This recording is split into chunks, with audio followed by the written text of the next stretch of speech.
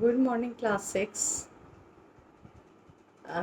आपको पाठ पूरा करना है नादान दोस्त।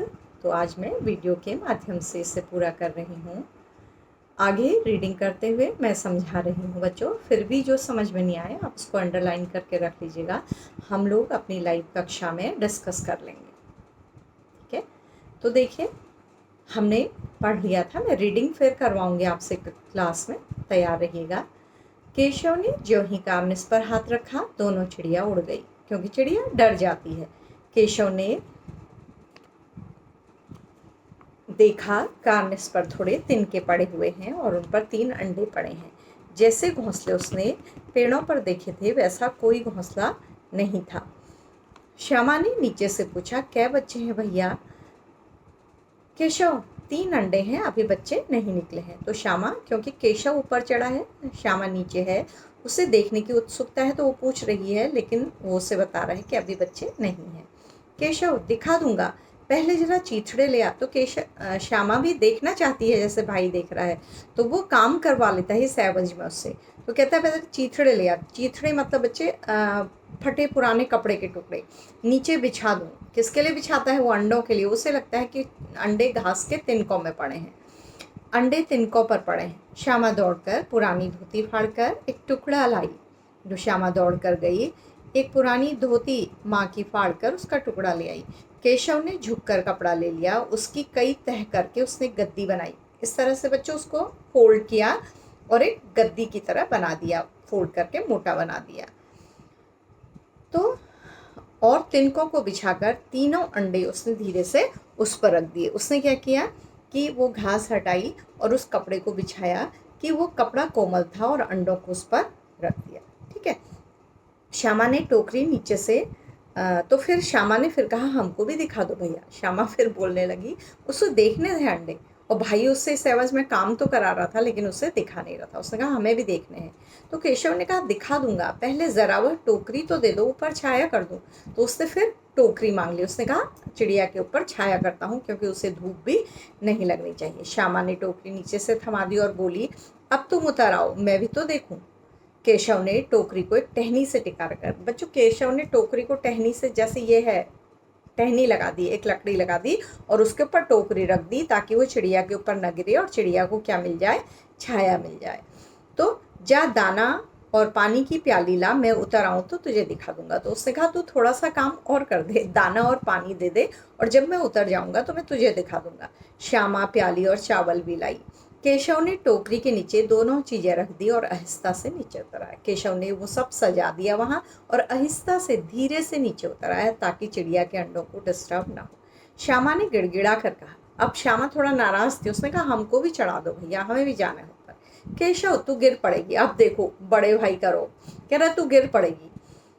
श्यामा, न गिरूंगी भैया, तुम नीचे से पकड़े रहना। वो कहती नहीं, मुझे देखना है, मैं गिरूंगी नहीं, तुम पकड़ लेना जैसे मैंने तुम्हें पकड़ा था। केशव, ना भैया, कहीं तू गिरा पड़ी तो अम्मा जी मेरी चटनी ही कर डालेंगी, कहेंगी कि तूने ही चढ़ाया था। क्या करेगी देखकर? अब अंडे बड़े आराम से हैं, जब बच्चे निकलेंगे तो उनको पालेंगे। तो उसने बहला दिया छोटी बहन को अपनी, कहा कि जब बच्चे निकलेंगे तब उन्हें हम पाल लेंगे, अंडों को क्या देखना है। दोनों चिड़िया बार बार कार्निस पर आती थी और बगैर बैठे ही उड़ जाती थी। अब दोनों चिड़िया कार्निस पर आती और अंडों पर बिना बैठे ही उड़ने लगी। केशव ने सोचा हम दोनों के डर से नहीं बैठ, तो केशव को लगा कि शायद हम दोनों बच्चों के डर से चिड़िया अंडों पर नहीं बैठ रही है। स्टूल उठाकर कमरे में रखाया। तो स्टूल उठाया उसने जिससे वो चढ़ा था, उसको कमरे में रखाया। चौकी जहाँ की थी वहीं रख दी, चौकी भी वहीं रख दी जहाँ की थी, क्योंकि अगर वो हटाते स्थान से तो अम्मा को पता लग जाता, अम्मा डांटती। श्यामा ने आंखों में आंसू भरकर कहा, तुमने मुझे नहीं दिखाया, मैं अम्मा जी से कह दूंगी। तो श्यामा रोने लगी, उसकी आंखों में आंसू आ गए कि उसको चिड़िया के अंडे भैया ने नहीं दिखाए। तो उसने कहा मैं अम्मा से कह दूंगी। केशव, अम्मा जी से कहेगी तो बहुत मारूंगा, कह देता हूँ। अब रौब दिखाने लगा है। पहले देखो कैसे खुशामद करके काम करवा रहा था छोटी बहन से, अब क्या मार रहा है? रौब मार रहा है। तो उसने कहा मैं मारूंगा तुझे। श्यामा, तो तुमने मुझे दिखाया क्यों नहीं? तो श्यामा फिर लड़ रही है कि तुमने मुझे दिखाया क्यों नहीं। केशव, और गिर पड़ती तो 4 सर न हो जाते? तो कह रहा अगर तुम गिर जाती तो तुम्हारा सर टूट जाता, एक सर के 4 सर हो जाते। श्यामा, हो जाते देख लेना, मैं कह दूंगी। तो वो फिर कहती है कि मैं तुम्हारी शिकायत कह दूंगी। इतने में कोठरी का दरवाज़ा खुला। माँ ने धूप से आंखों को बचाते हुए कहा, तुम दोनों बाहर कब निकल गए? माँ एकदम सो के उठी हैं तो उनकी आंखों में धूप लग रही है। उन्होंने कहा, तुम बच्चे कब निकल आए? मैंने कहा था ना, तो दोपहर को ना निकलना। किसने किवाड़ खोला? तो माँ डांटने लगी है। किवाड़ केशव ने खोला था। लेकिन श्यामा ने माँ से यह बात नहीं कही। तो किवाड़ भी केशव ने खोला था, बड़े भैया ने पहल की थी। लेकिन श्यामा चुप रही। उसे डर लगा कि भैया पिट जाएंगे। उसे डर था कि अगर वो माँ से कहेगी तो भैया की पिटाई होगी, इसलिए चुप रही। केशव दिल से कांप रहा था, कहीं श्यामा कह न दे। तो केशव को मन ही मन डर था, क्योंकि श्यामा पहले भी शायद ऐसा कर चुकी होगी, तो वो शिकायत कर देती होगी। तो श्यामा डर रहा था। अंडे न दिखाए थे, इससे अब उसको श्यामा पर विश्वास न था, क्योंकि उसने गलती की थी। श्यामा को अंडे नहीं दिखाए थे बच्चों, तो उसे लग रहा था कि ज़रूर मेरी शिकायत कह देगी। श्यामा सिर्फ मोहब्बत के मारे चुप थी, या इस कसूर में हिस्सेदार होने की वजह से? श्यामा को अपने भाई से प्यार था, वो इसलिए चुप थी, या उसने भी ये अपराध किया था, अपने भैया की हेल्प की थी, या ये कारण था क्योंकि उसने बात नहीं कही? इसका फैसला नहीं किया जा सकता, शायद दोनों ही बातें। तो लेखक कह रहे हैं शायद दोनों वजह थी कि श्यामा ने माँ से शिकायत नहीं की।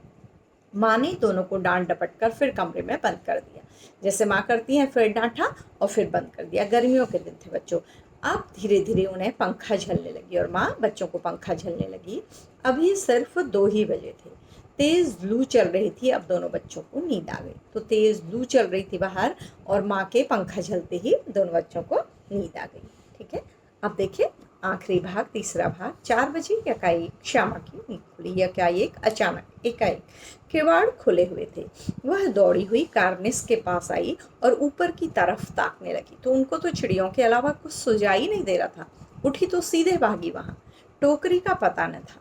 संयोग से उसकी नज़र नीचे गई और वह उल्टे पांव दौड़ती हुई कमरे में जाकर जोर से बोली, भैया अंडे तो नीचे पड़े हैं, बच्चे उड़ गए। तो उसे बच्चों लगा कि अंडे नीचे गिरे हुए थे, टूटे थे। उसको लगा कि बच्चे अंडों से निकल गए हैं और उड़ गए हैं।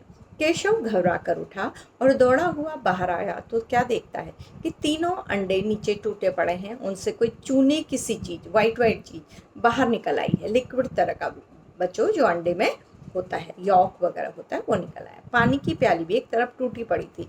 सब कुछ टूटा बिखरा पड़ा हुआ था वहाँ पर। उसके चेहरे का रंग उड़ गया। रंग उड़ जाना, डर जाना। वो डर गया। सहमी हुई आंखों से ज़मीन की तरफ देखने लगा। वो डर गया और ज़मीन की तरफ देखने लगा कि क्या हो गया। श्यामा ने पूछा, बच्चे कहाँ उड़ गए भैया? तो श्यामा को तो बहुत उत्सुकता थी। उसने कहा, भैया बच्चे कहाँ उड़ गए होंगे? केशव ने करुण स्वर में कहा, अंडे तो फूट गए। तो केशव बहुत दुखी हो उठा। उसने कहा, बच्चे कहाँ से? अंडे तो फूट गए। श्यामा, और बच्चे कहाँ गए? केशव, तेरे सर में देखती नहीं, अंडों से उजला उजला पानी निकल आया है, वही तो 2-4 दिनों में बच्चे बन जाते। तो केशव को इतनी नॉलेज थी कि अंडे के अंदर जो लिक्विड होता है वही धीरे धीरे ठोस होकर फिर बच्चों के रूप में तब्दील हो जाता है। तो उसने बताया। माँ ने सोटी हाथ में लिए हुए पूछा। माँ तभी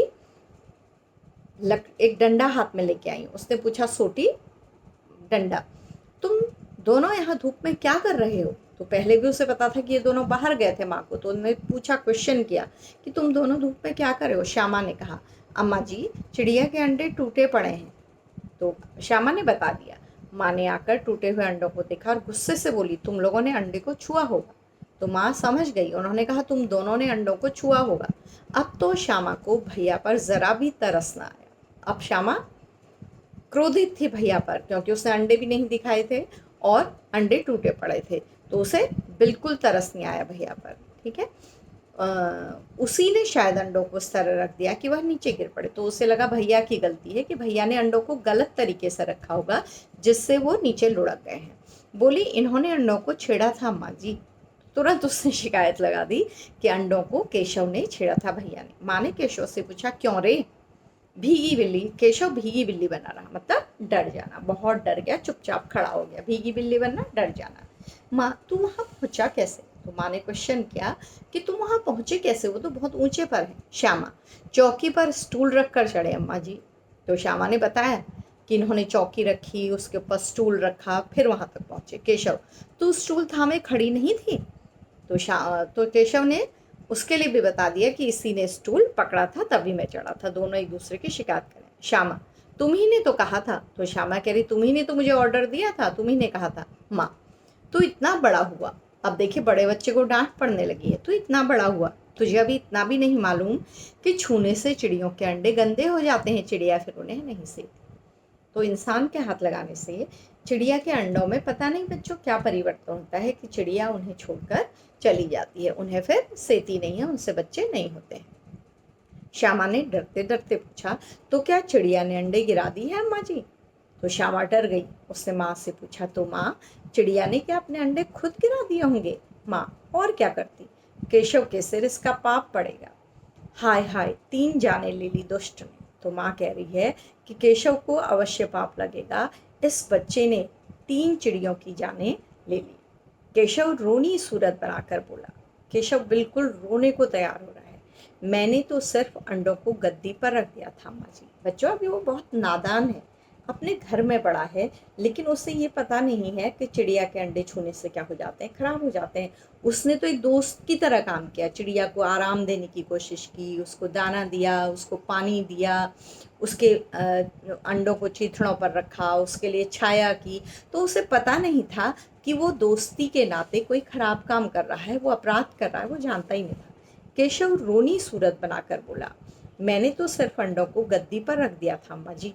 तो उसने कहा, मैंने ऐसा कुछ नहीं किया, मैंने तो अंडों को उठाकर घास से उठाकर गद्दी पर रख दिया था, उसने बता दिया।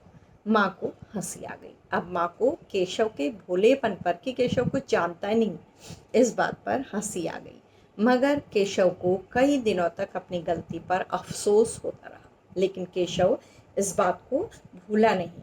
उसे लगा कि उससे कोई अपराध हो गया है, उससे कोई त्रुटि हो गई है, गलती हो गई है। बहुत दिनों तक वो सोचता रहा। अंडों की हिफाजत करने की जो है, वो तो चाहता था कि अंडों की हिफाजत करे, उनकी रक्षा करे, उनको प्रोटेक्ट करे, लेकिन उसके बदले उसने उनका सत्यानाश कर डाला। उसने क्या किया, अंडों को ही नष्ट कर डाला। लेकिन ये उसने कैसे किया था?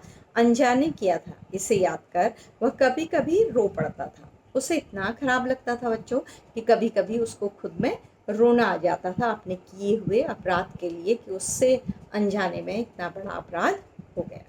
दोनों चिड़िया फिर वहाँ कभी न दिखाई, दोनों चिड़िया वहाँ फिर न दिखाई, और उसके पश्चात वो चिड़िया वहाँ घोंसला बनाने नहीं आई। तो बच्चों, ये कहानी है कि केशव ने जानबूझकर ये अपराध नहीं किया था। तो पहले ही देखिए, अगर उनके माँ पिता को फुर्सत होती, वो चिड़ियों के अंडों के बारे में बता देते, अच्छी तरह से बातचीत होती, तो बच्चे शायद ऐसा नहीं करते। शुरू में ही कहा है कि माँ घर के काम में व्यस्त रहती थी और पिता ऑफिस के काम में व्यस्त रहते थे, जिससे वह बच्चों के सवालों की तरफ ध्यान नहीं देते थे। तो इस पाठ से सबक क्या है कि बच्चों को माता पिता से जो भी सवाल बच्चे पूछते हैं, माता पिता को उनकी जिज्ञासा का समाधान करना चाहिए, उनकी हर बात का उत्तर देना चाहिए, क्योंकि उनमें समझ नहीं होती। तो कभी कभी वो ऐसे खतरनाक खेल भी कर सकते हैं। आज तो चिड़िया के बच्चे, उसके अंडे खराब हुए, लेकिन कल कोई इससे भी बड़ा हादसा हो सकता है। वैसे 3-3 चिड़ियाओं का, प्रकृति में चिड़ियाँ इतनी सुंदर होती हैं, प्रकृति को साफ करने का काम करती हैं, कीड़े मकोड़ों को खाकर अपना जीवन बिताती हैं। और आपने देखा होगा बच्चों, कितनी सुंदर लगती है जब चिड़िया हमारे गमले में, हमारे पेड़ की डाली में, या आपने देखा होगा बिजली के तारों में बैठी हुई झूलती रहती है। कितने सुंदर स्वर में सुबह सुबह आप सुनेंगे तो कैसे चहचहाती है। तो उनके बिना हमारी प्रकृति का अस्तित्व ही नहीं है। तो बच्चों को बचपन से पता होना चाहिए कि हमें चिड़ियों के साथ कोई भी छेड़खानी नहीं करनी है। वो अपना खाना, अपना पानी, अपने बच्चों को सेना खुद कर सकती हैं, उन्हें इंसान की सहायता की आवश्यकता नहीं होती। तो इस पाठ का नाम नादान दोस्त है। नादान मतलब ऐसा दोस्त जो समझदार नहीं था, जिसने क्या कर दी, गलती कर दी, जिसे समझ नहीं थी, क्योंकि वो चाहता तो था सहायता करना, लेकिन सहायता उल्टी पड़ गई और चिड़िया को क्या हो गया, चिड़िया की हानि हो गई। इस तरह से ये पाठ आपका समाप्त हुआ। कितना अच्छा पाठ था बच्चों। मैं इसकी रीडिंग फिर से लाइव क्लास में करवाऊंगी, और जहां आप समझे नहीं होंगे हम फिर डिस्कस करेंगे, ताकि ये पाठ, इसके क्वेश्चन आंसर हमें अच्छी तरह से याद हो जाए। तो अगली कक्षा में इसके प्रश्नोत्तर आपको करवाए जाएंगे। लिखित कार्य आप कर चुके हैं। तो बच्चों, इस तरह से ये पार्ट हमारा, इसका भावार्थ यहाँ पर पूरा होता है। अगर आपको अभी भी कुछ समझ में न आया हो तो आप अपनी बुक में निशान लगा के रख लीजिएगा और किसी भी लाइव क्लास में पूछ लीजिएगा। तो बच्चों, थी ना इंटरेस्टिंग कहानी? तो अब मैं इस कक्षा को यहीं पर समाप्त करती हूँ। Thank you class, thank you बच्चों।